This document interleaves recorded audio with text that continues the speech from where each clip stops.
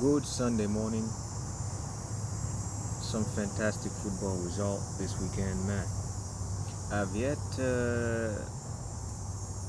found the result regarding Real Madrid playing Real Movedo. I don't even know the team. It's a newly promoted team. But all I can say is that big respect, big respect to Barcelona yesterday. You didn't embarrass me. Coolers. Even though La Liga was putting pressure on us, like, oh, you can't play with this jersey that you guys just released, that orange jersey, the Netherlands version. We could not play with it because with Levante, they try to do every little tiny thing psychologically to mess with our progress over the weekend. But we overcame, and I want to give a big shout out to my entire defensive line. Aoyo, you were solid. A couple of mistakes were made, but you were solid yesterday. Balde, ridiculously solid. Uh, I have no complaints. Pau Kubasi, respect. Eric Garcia, big respect. We came and we played the game. We entertained Levante. But we have to make sure that we avoid this situation. Not every time you're going to get the chance to do a remontada like we did yesterday. We got lucky because the shark is back. Ferran Torres is back, so that was a remontada, but with a blend of luck, which you need as a big club. And then people always say, man, how do you do Arsenal and Barcelona at the same time when it comes to style, mentality? I said Arsenal to me is like a college football team in the United States, and Barcelona is like an NFL pro team. I love Alabama. I love the Kansas City Chiefs, even though I'm a kid who grew up watching the Raiders, and I still love my Raiders. It's just that I look at the organization. We have not progressed since 2001, and I've watched the Kansas City Chiefs, even though I was disappointed last year with them. But I'll ride with Pat Mahomes all day. It's the same thing I do when it comes to football. Barcelona is in another galaxy. For those of you who follow Marvel's comic, you have your Spider-Mans, your Iron Man, blah blah blah. Yes, they're mighty heroes of Earth. Earth. But when it comes to that galactical business, that's when I level that Barcelona leverage thing that I have. Okay, on some Thanos business. There's level to this thing, and Arsenal are not on the level of Barcelona. And I pray that one day there will be. I may not be here on this planet to see it, but if, as they say, your soul get to roam. And one thing for sure, when I leave this earth, I will be roaming in London. I will be roaming in Catalonia on a daily basis to watch football. That's one thing I will never miss in this galaxy. So that's to explain to you how I do this and why I do it. My father trained me to be a Barcelona guy. I rebelled. Because why? I chose Arsenal as a child. Did I pay the price? Hell yeah. 22 freaking years with no trophy. And we're talking about football heritage when it comes to Barcelona. But Arsenal, I like what you're doing right now. I have not felt an Arsenal team. I'll get back to the Barcelona subject before I close it. I have not felt an Arsenal team this powerful since the eras of 2001. Well, we could say Arsene Wenger phase part 2, 2001 to 2008. Ladies and gentlemen, welcome to the new era at the Emirates. This is not the Mikel Arteta show anymore.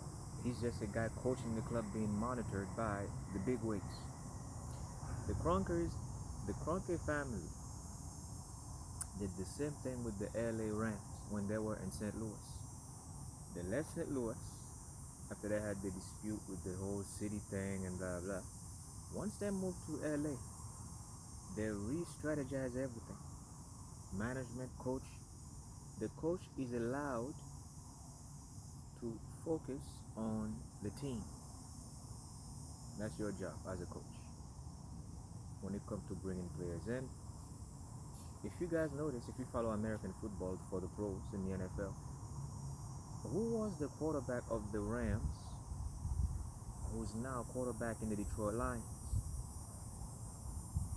That was a Stan Kroenke's move. He switched. He said, "Look here, if I want to win the Super Bowl, I'm gonna have to let go of number 16 and bring in Matt Stafford." Nobody wanted that trade. They were like, "Man, this guy's like, he's settled in." He said, "No, enough of that. I want the Super Bowl now." Same thing happening in London with Arsenal that belonged to the same guy, Stan Kroenke. He looked at the situation.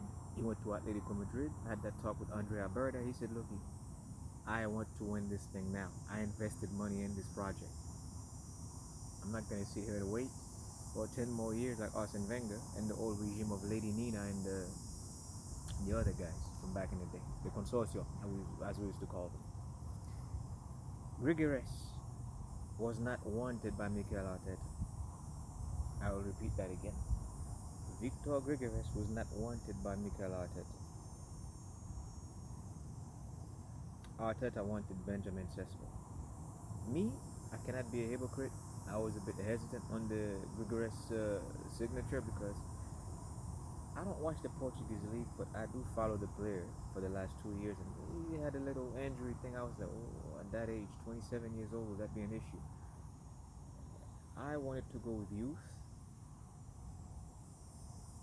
but there was like doubts on Benjamin Sesko's performances last year at RB Leipzig, where the year prior he scored 21, 22, 23 goals, and the last season Benjamin Sesko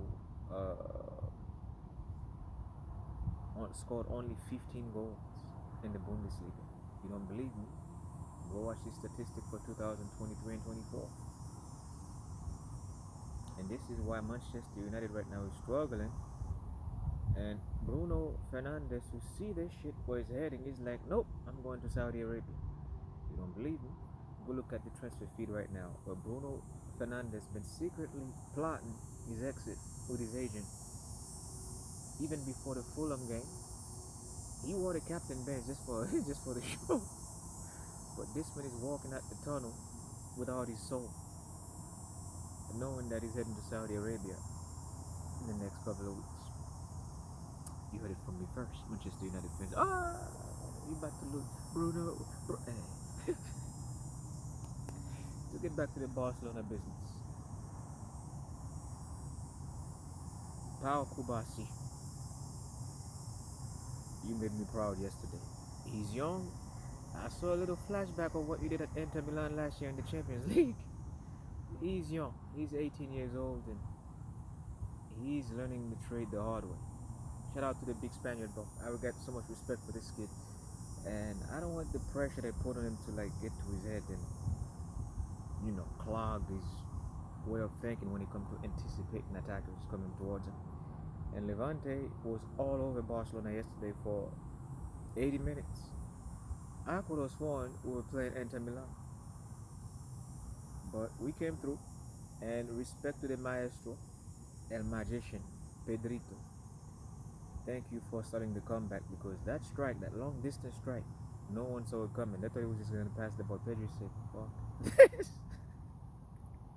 I see an opening lane, I'm going for mine. But Ferran Torres, thank you for coming back healthy, and please stay healthy, because Marcus Rashford is taking some time to adapt to the league. He may need a proper tune-up for the next 3 or 4 games, and we'll be in business. As for Victor Gyökeres in London, you made me proud, because a lot of people were talking nonsense.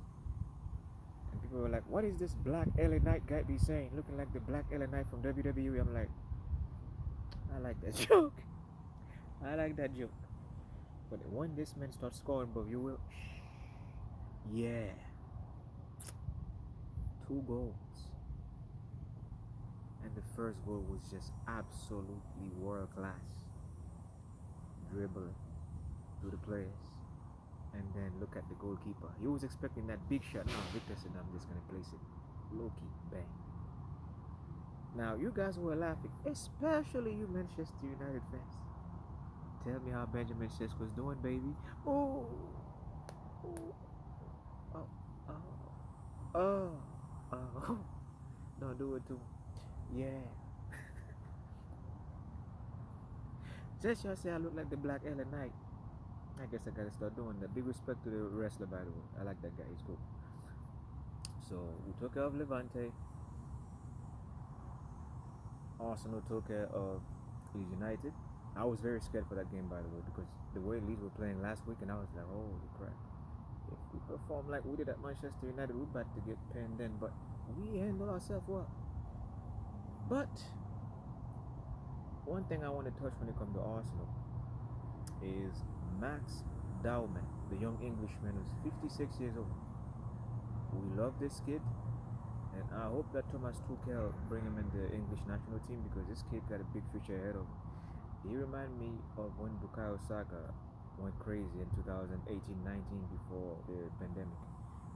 And Maxi, respect. Welcome to the Arsenal's first team, man. Keep doing your thing. Big respect, young kid. And then let's not forget the main event after the match. Our prodigal son is back. Ebenechi Eze. We've been waiting for it. Number 10. Our best number 10 since Mesut Ozil left the club. 27 years old. He's hungry. And I always give my respect to Nigeria and England for doing this for us. But man, I can't wait. And according to what I'm hearing, Martin Odegaard should be available next Sunday. Gunners, I repeat, and Gunnerettes, I repeat. Martin Odegaard's injury is not as serious as we thought it would be. They did the scan this morning and everything came clear. He will be available for next Sunday morning. And if he's not available on Sunday, Ebenechi Eze will be starting at number 10. Pick your poison. Because either way, we are going up in that. Liverpool. I know you're the big mighty Liverpool. I know who you are, boss. We got respect. And with the acquisition of Alexander Isak, if you do sign him in time to play on Sunday, Saliba and Gabriel got the work cut out for them. But let me tell you one thing. This new Arsenal squad under Alberto's guidance, not Arteta, because I don't like that guy. Damn weasel. Yeah. I think that we're in business. If we beat Liverpool convincingly next Sunday, we are in business. I want gold. I want gold in Catalonia. I want gold in North London. See, Napoli's on cruise control. They're doing their thing in Italy, and I love that right now. But the thing is, I want that 22-year drought to be over, like the Wayne Carter used to say. The drought is over. Shout out to Lil Wayne. The drought will be over. Okay? I want the Premier League this year. Arsenal, you owe me 23 years of my life. I've devoted myself to this shit. You owe me a trophy. And I want the Premier League this year. The FA Cup, I don't want it. Carling Cup or what they call it now, Carabao, I don't want it. That's how old school I'm saying Carling Cup. I'm from the 2000 era. I want the Premier League. Yeah. That's right. And as for Barcelona, you have one task. Retain the title. And let's try, I said try, to win the Champions League. Because we got some monsters to face this year. To Ebenechi Eze, all love. Welcome to Arsenal Football Club. We love you, man. We love you. And when you walked at that stadium yesterday to do your presentation, it was just natural. You should have seen the way it was like a gladiator walking inside the Colosseum of old. Just to be presented to the crowd. It was ridiculous. Like, people were clapping from the stands. Like, it was ridiculous. I've never seen anything like this since. I don't know which player was introduced at Arsenal like this, like in the recent time. Because I wasn't I wasn't aware of when Thierry Henry was presented to Arsenal Football Club at Highbury. I wasn't aware of when Dennis Bergkamp. We don't even have a video footage of them being presented. Well, I haven't seen it. Perhaps we have it. But Ebenezer Eze, you could feel this was a new era when he walked out that stadium. This is what Arsenal Football Club is all about. Class, respect for the game, a proper family atmosphere. This was a club that, rest in peace to Queen Elizabeth II, this was a club that she chose to follow, even though her son, I believe her son followed Aston Villa, if I'm not mistaken. I don't know, but now I see what this club, when it's doing what it's supposed to do, the weight Arsenal hold in the football realm and the universe. When this kid walked out that tunnel yesterday, even the gods were clapping. Like, holy crap, Arsenal is back. But let's not get ahead of ourselves. We got work to do. So step by step, I think we're gonna get to our destinations of becoming a top team again, to win our 14th title, to get closer to Manchester United and Liverpool, and solidify our place as the third best team in England. Let's not fool ourselves here. The biggest club in England will always be Liverpool FC. Second, Manchester United. Third, well, in the modern day era, you would say City, but City only have 8 trophies. Arsenal got 13, so therefore they solidified themselves in history as the third best club in England. But this year, take the advantage of the situation that you got right now and become the 14th time English champion and bring this baby home. It's about time. Okay? That's all I got to say. And if Mikel Arteta cannot do his job this year to win the title, fucking mate, fire this guy and bring in a new manager who can do the job. And right now, the situation at Atletico Madrid, I'm watching it with one eye open. Why? If Diego Simeone get fired at Atletico Madrid, guess who used to be the CEO at Atletico Madrid? The same guy who's the head of the board of directors now at Arsenal Football Club, Andre Alberta. I knew he would call him like, Diego, you want that Arsenal job? He'd be like, si, patron, si, jefe. It would be done immediately. So Arteta, your days are numbered. You got no choice now but to do a good job. Because if you slip, like a blind janitor who slipped on a banana peel that he forgot to clean, Diego Simeone will be taking your job. Bye bye, and have a good weekend and think on that. Yeah.